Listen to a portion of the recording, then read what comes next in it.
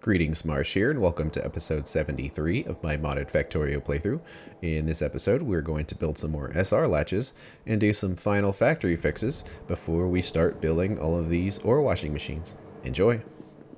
So it looks like this process is finally working. It's got all the residual gas cleared out. We have lots of mineral oil. I'm thinking it'll be okay to burn off the excess mineral oil, just because we have so much of it already.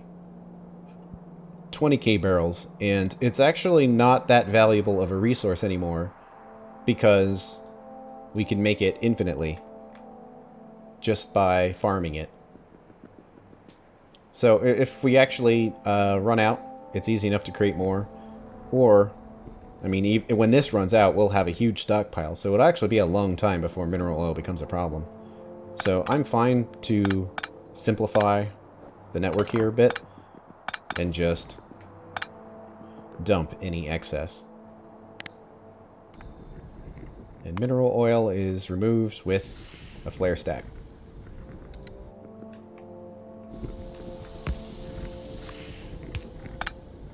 So we can plop that in there. It'll create a bit of pollution, but that won't be much of a problem. Oh, Bobmodium's finally done. So we can definitely clean up the factory a bit by getting rid of all this stuff. Not sure if this connects to anything. See if factory shuts down by removing it all. Doesn't seem like it.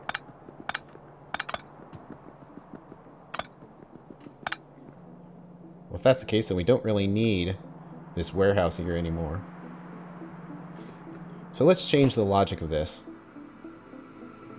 where the warehouse has to be less than, let's say, 10 pieces before that belt will turn on. That'll just empty out the warehouse. And then once it's empty, we can just connect that belt. Wonder how the rubite's doing. Yep, rubite's empty as well. Okay, that's not good.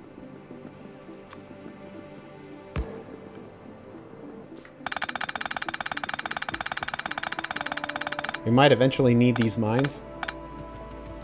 Once we have the next tier of science, we'll be able to research the next tier of prospector, which will let us get the rest of those resources, but they're pretty small in size compared to other resources further away from the base, which will already be in place by the time that technology has been researched. So there's not a whole lot of value right now in trying to get those little patches.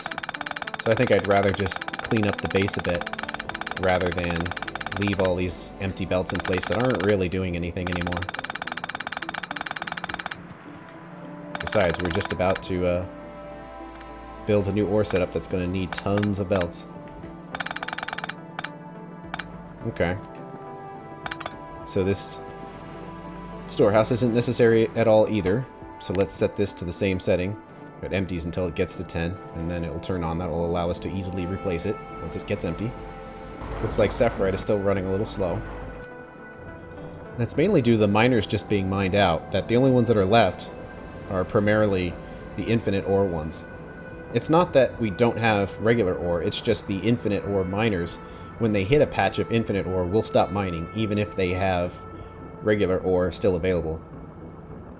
And it ran out because we've been prioritizing the sulfuric acid for the batteries. But batteries aren't as much of a problem as they used to be, because we've still got about 5,000 accumulators left to build, but we've got a ton of them right now. As you can see, oh, there's some missing patches. That's kind of frustrating. Yeah, there's some missing patches there, but I can't really see it. Well, there you go. It's all accumulators. Huge stacks of accumulators. Even been using landfill to try to maximize the use of the land area. But we have enough accumulators right now to keep the factory powered throughout the night.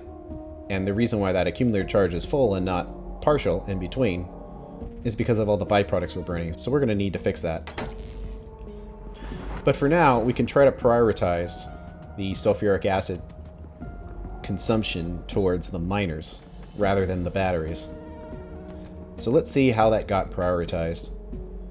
It was pumped out of the storage tank. and then gets split off here with an overflow valve. So if we remove that overflow valve, then it will get equal priority going to the miners.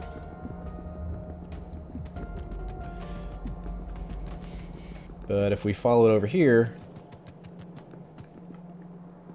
we've got an overflow valve set to the miners over there, but that's actually okay. So all we need to do is put the overflow valve on this side instead.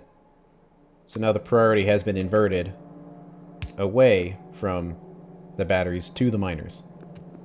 But our factory is fairly constant right now, so we're not really making any acid. So unfortunately, it's a situation where we kind of need to start the factory up in order to get this moving a little faster. But let's at least let it catch up all the way first. And then once it's caught up, then we could fire up some research to start consuming resources again. So saline water is full, which is not desirable. It's so quiet here now. Not all these crazy belts going everywhere, nor are there a bunch of drones doing stuff. Definitely a lot of these upgrades have been designed to minimize the amount of work that the drones have to do. And has certainly succeeded on that front. So saline water is basically more or less where we'd want it to be. But we have a pump here that was intended to push the saline water all the way down to the farms. But unfortunately, as a result, that works as a one-way valve. And all of the clarifiers meant to clear out extra saline water are over here. So this is not an acceptable solution for that problem. How are we doing on copper? Oh, it's quite full, 32,000. That might actually clog up relatively soon. Just been making so much steel. Well, hopefully some research will reverse that problem. So it looks like the last saline water generator is right here before it gets sent off going up to the farm. So we can put a pump here to give it a little bit of oomph to get there more effectively. But another thing we can do is just put a little storage tank in here. I like these inline tanks for that. Anytime you have fluid problems, a lot of times they can be solved by a buffer tank that is in line with the flow. And that should be good for that. Might help to have a... Anytime there's a tank anywhere, I like to have a light, just so I can more easily see where it is.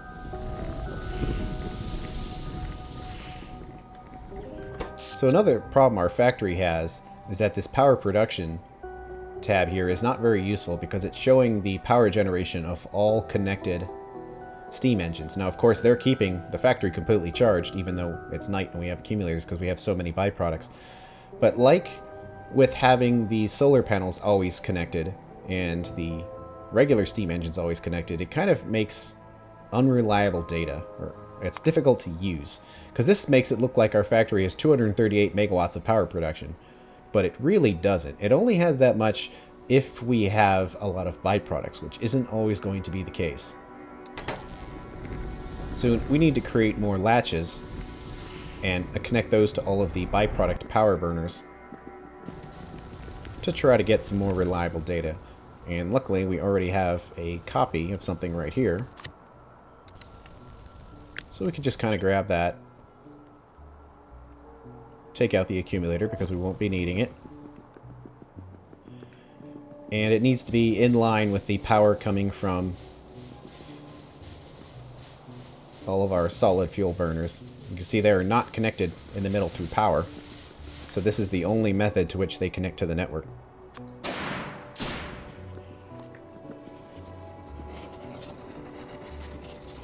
So let's kind of plop that there. Wonder if I have any extra components inside the truck. I like to keep all my extra stuff in there. Let's see, let's connect that right there. And then disconnect it from the power network. Let's create the other items we need.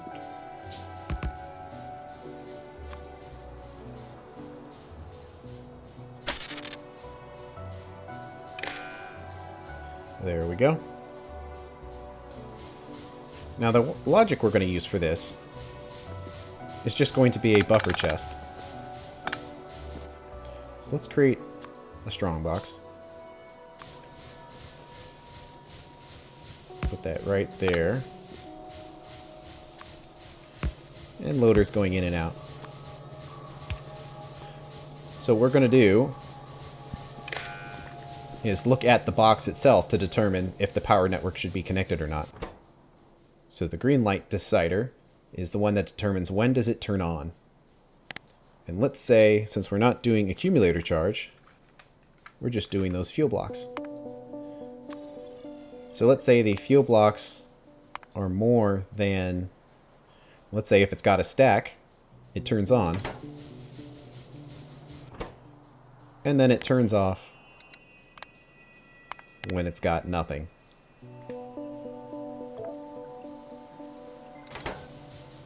And now it's been turned off. So the way this is going to set up is that all of the fuel blocks are going to completely fill this belt. And then they're just going to collect in this strongbox until it gets a stack, and then it'll turn it on to burn off that stack, and then turn off again.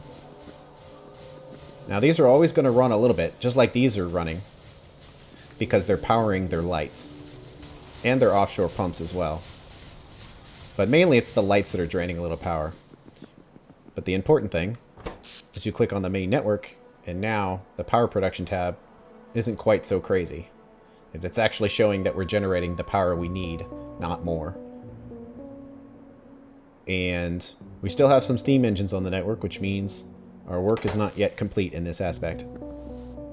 So you see how when all the lights turned off, all of the steam engines turned off, because they were only running to supply their power. And I guess they are running a tiny bit also because the inserters have their own power drain. Looks like that is not the case on this side, because they're being powered by this turbine generator, which is fine. I don't think that's really ever come into play, but it makes the factory a little safer by having it, so I'll just leave it. How are we doing here? Well, we need to disconnect this from the network first. So we'll disconnect it there, but we still need those boilers, so connect it back. Then we need to have the logic somewhere in here. Let's connect the lines all properly. Something like that. Connect that together. Connect that together, and then disconnect those. Now there's very little oil in here, and not to mention this whole setup isn't even running, so this probably isn't ever going to come into play. But it's better just to set it up properly now, so you never know what happens in the future. If we decide to start this up again, we don't have to change anything, it'll just start working. So we need to get the signal over here, and it's already been partially run for other purposes. So we can just grab it from there. I don't really like, though, how it's sending the fuel off at only 20,000. We probably want to let it get a lot more full than that, but let's say 145,000. Almost completely full. Okay, so the on condition, let's make it 80% of its total capacity. So fuel oil is greater than 120,000. Turn on. Or no, let's make it 90% actually. 135,000, because 80% will be a good turn-off point. So when fuel is less than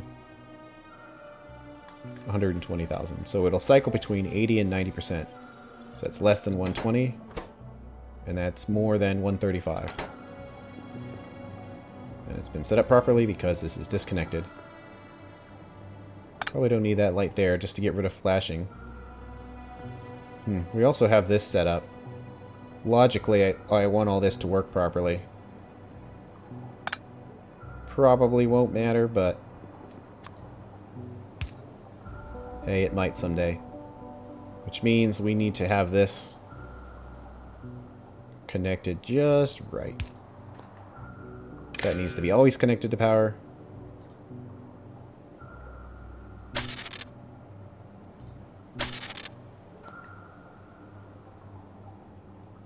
Let's disconnect that one from right there. Actually, probably can make that look a little cleaner. Put it there instead. Okay, that should be good. So that's the network with those fuel burners on there, which there's nothing, and then we connect to our other network, and now we have 12 steam engines left. So how's Sapphirite doing? Okay. It's filled up there. Still working its way down the belt, though. And we have no sulfuric acid, so hopefully after starting some research here, it will boost back up to 100%. Let's do crafting speed research. And let's see how that works.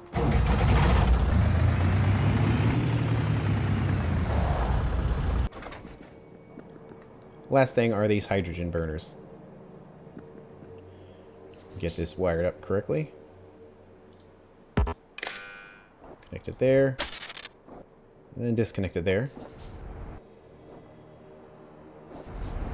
Let's get a signal sent down.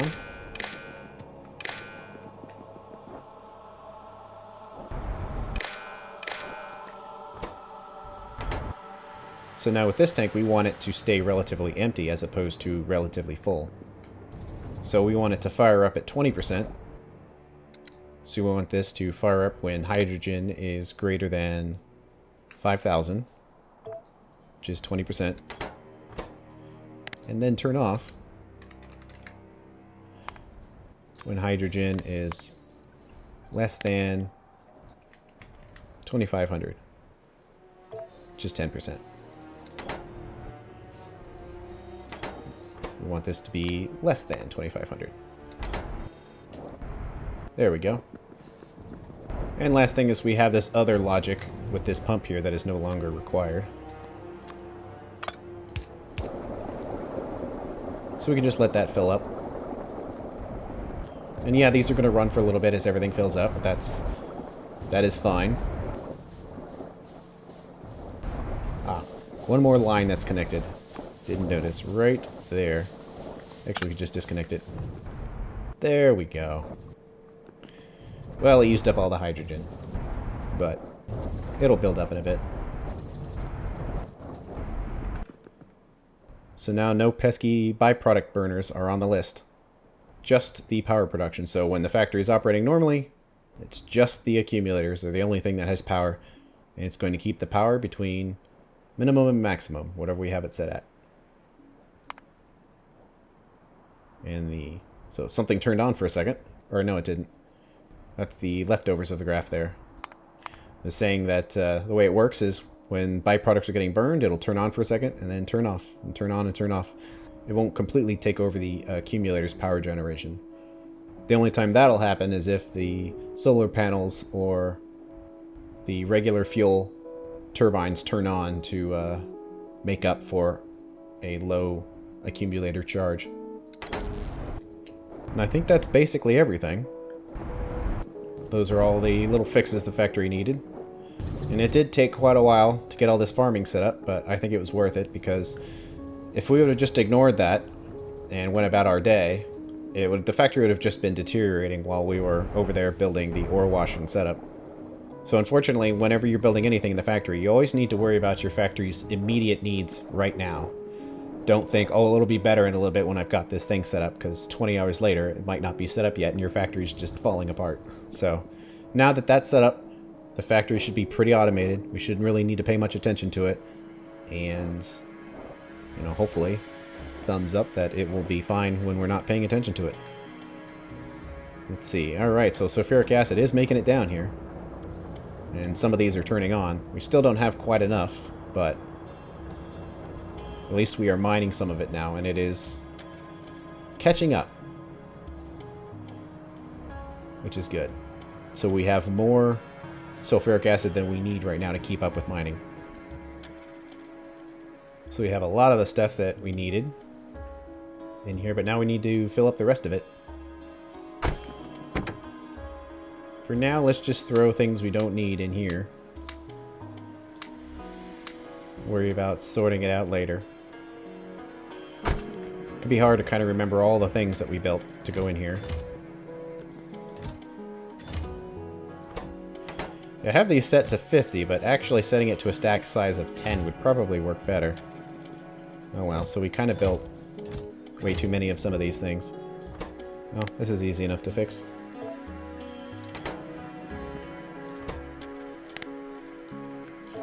We only really want a large quantity of the machines we're actually using, not all of these intermediate machines.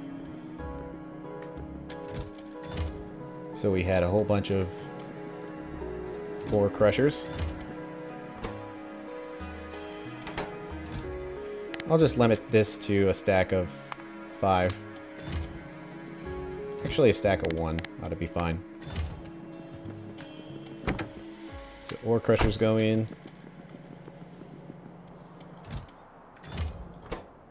I think we were going to worry about the sorters later.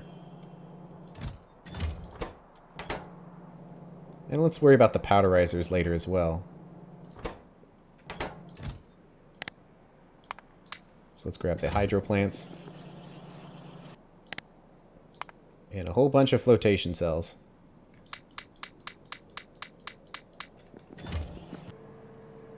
And things we might need a bunch of. Like lights for sure. Definitely need a bunch of pipes. As far as how many, who knows.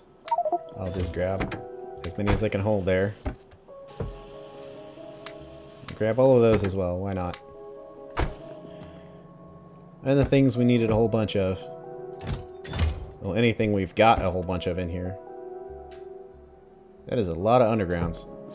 Presumably we needed all of them. Pretty sure we did, but that the blueprint for washing had a ton of undergrounds in it. Important thing is after you select your chosen amount of items to limit it again, just so it's not needlessly building things. Filter inserters and regular inserters. Let's see how that works. Probably forgot some stuff. But we'll give this a shot. It's going to be hard to see where to go at night. That's why I don't like the robots fixing things when I drive by. It's because they're so slow.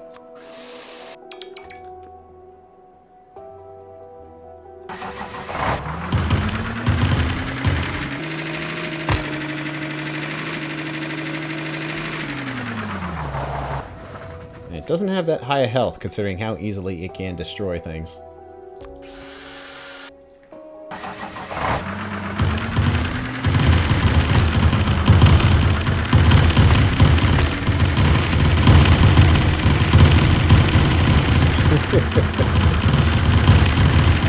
What trees? It's those rocks that really cause all the damage. It's kind of hard to see, but it looks like there's a pixel of something over here.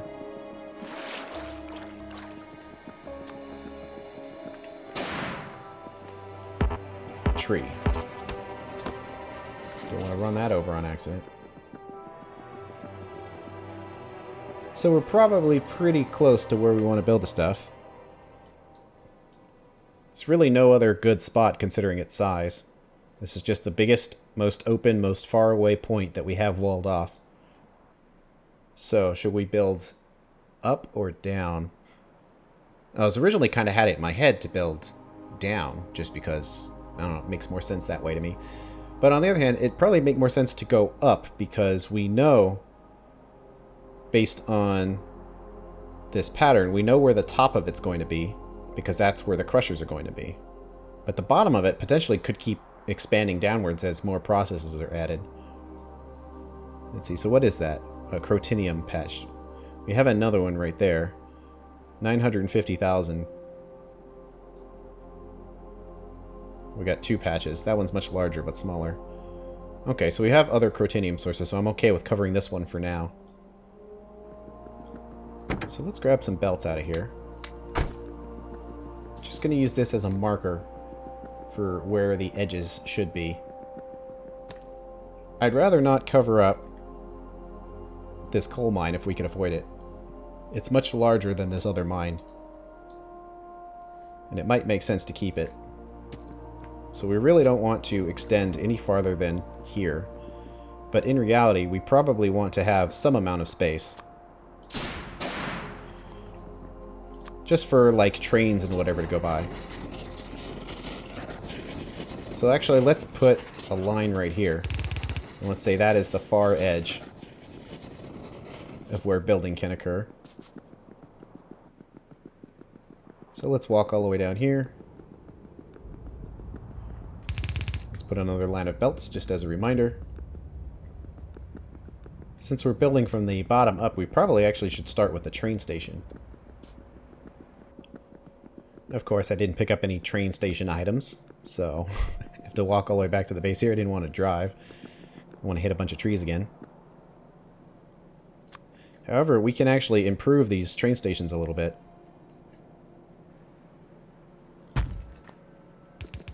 So let's plop it down. And get rid of all of the belts and all of those inserters. And all of the boxes. So basically all of it.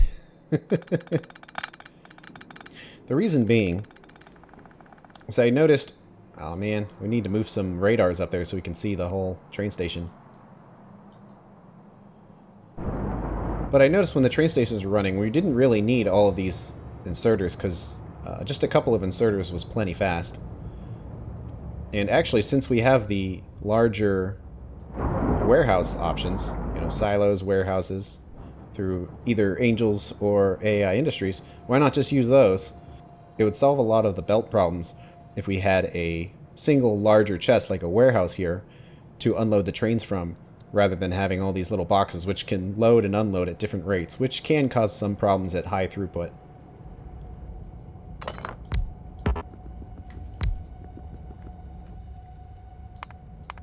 And we could use the larger storehouses or warehouses, if depending on how many inserters we needed. Well, how many inserters does it take to power one yellow belt? We can kind of come in here and just say we want to build anything, really. It doesn't matter. Just say we want 15 of them, or we could click on the yellow belt there. Well, that was weird. That is not correct, but it doesn't matter. We just click the logistics item here, get it set to inserters, and then select the inserter we want. Fast stack inserter means we'd only need 1.6 stack inserters to power a yellow belt. It's actually not much. We would use the strongbox because it has 2 slots on each side. Or if we wanted a red belt, we'd use the storehouse with 4 slots, but I think the strongbox will work just fine. So we'll make 4 of those. It doesn't matter where we put it, let's just put it in the middle. This is also just a lot more efficient with power usage and resource usage when we just have a lot less inserters on the train station. So 2 going in, and then 2 going out. We could use loaders for this as well, which honestly is not a half bad idea. They can really go on either side, it doesn't really matter.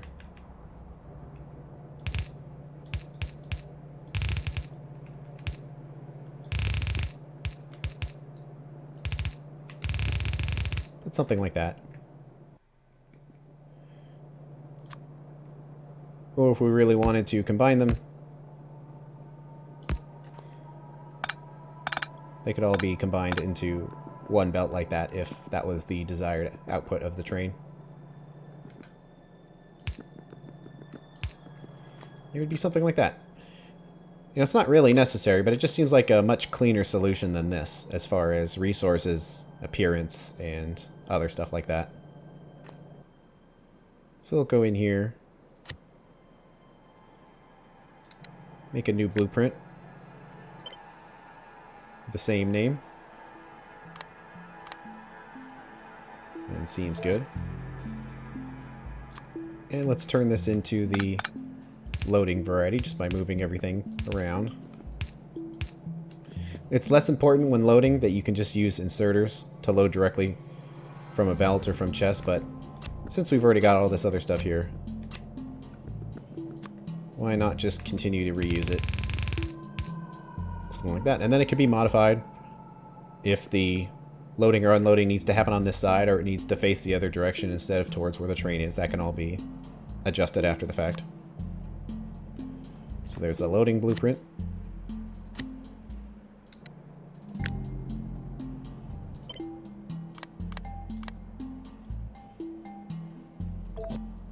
And looking good.